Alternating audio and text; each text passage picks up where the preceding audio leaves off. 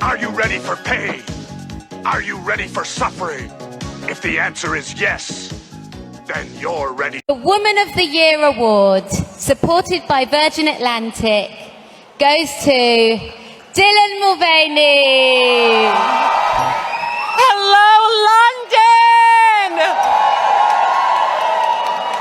I am so honored to be here with you all tonight.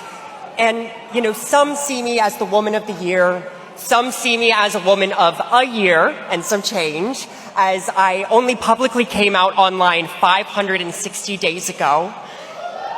And some people don't see me as a woman at all. I know, which is why receiving this honor from a queer publication like Attitude means so much more to me. Because here's what I've realized. You ready? Okay. So, no matter how hard I try, or what I wear, or what I say, or what surgeries I get, I will never reach an acceptable version of womanhood by those hateful people's standards. But as long as I have the queer community that sees me for my truth, I'm gonna be okay. And I'm equally grateful that this title is happening in the UK, and not just because I am deeply attracted to your accents, which I am, but because I came to London on holiday this summer after months of feeling isolated. And when I arrived, I didn't feel that baggage that I was carrying back in the US. And I didn't feel like the trans beer girl. You know, I didn't walk into rooms and wonder, oh, does that person hate me? I was just another gal walking around in a Burberry trench on her way to a West End musical. And, you know, I romanticized this country is a safe place. And as dangerous as it is for trans people here right now, like the hate that was spewed last week, maybe it's less about where we are and more about who we're with. And that if I'm surrounded by people like you all, that this still can be one of my safe spaces. So, when you have a win for trans rights, that's a win for us back in the States too. And I think if we all just adopt a girl's girl mentality and we say goodbye to the scarcity complexes, that we have a better chance of getting through this, because they want us to be in competition with each other. They would love nothing more than to see the L's and the B's and the G's turn their backs on the T's.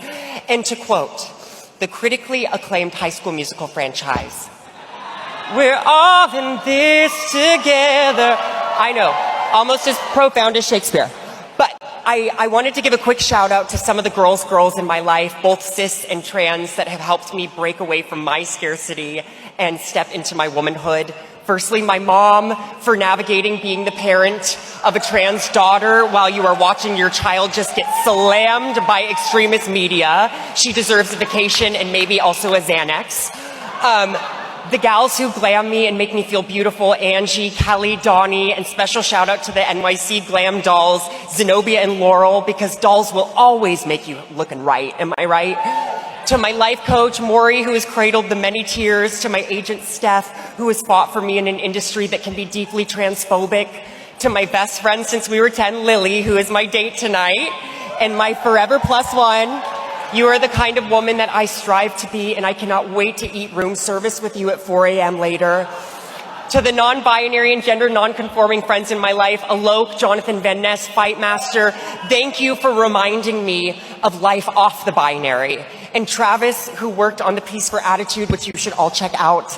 Non-binary humans can and should have a place in both womanhood and the trans experience. Because remember, no scarcity complex allowed around here. And most of all, to the trans women in my life, you have shown me more grace, wisdom, patience, and empathy than I deserve. And it's kind of epic that if I did list out all those names, we'd be here all night. But I still am gonna. So Sasha Colby, no, I'm kidding. But I've got a lot of sisters in the dollhouse, so you are all my women of the year. All these gals that I've mentioned, as well as many more, are a part of my crew and are the reason that I'm still alive. I hope you all have your crews too. Now let's party! And I am interested in dual citizenship. So don't be shy, come dance with me tonight. Okay, I love ya.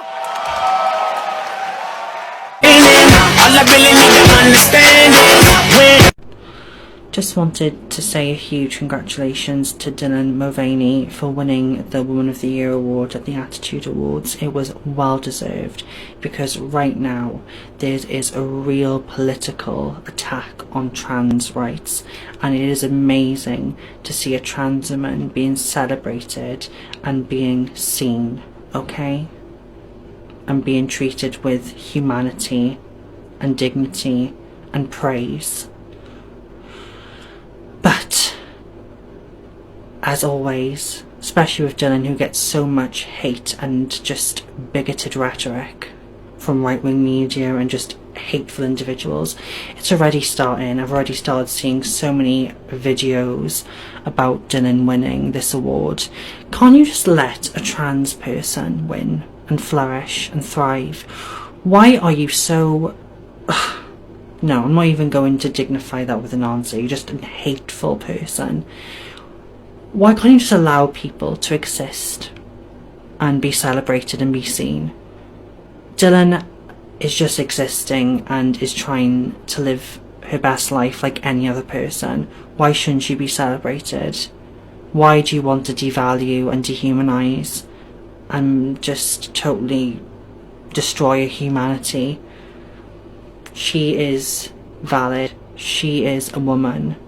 Trans men are women, and I'm so sick and tired of this constant dehumanising, transphobic rhetoric from people who have no idea what it's like to be trans in a world where you're constantly devalued and wanting people to see you fully for who you are, but they just want to constantly try to erase you. Let the girl thrive. She's won. It's a beautiful thing right now, especially in this politically charged climate where trans people are literally getting their rights taken away from them and are terrified to leave the house. Like, I'm terrified for my safety as a trans woman every day and have been for years, okay? I've been traumatised and dehumanised and attacked simply for existing.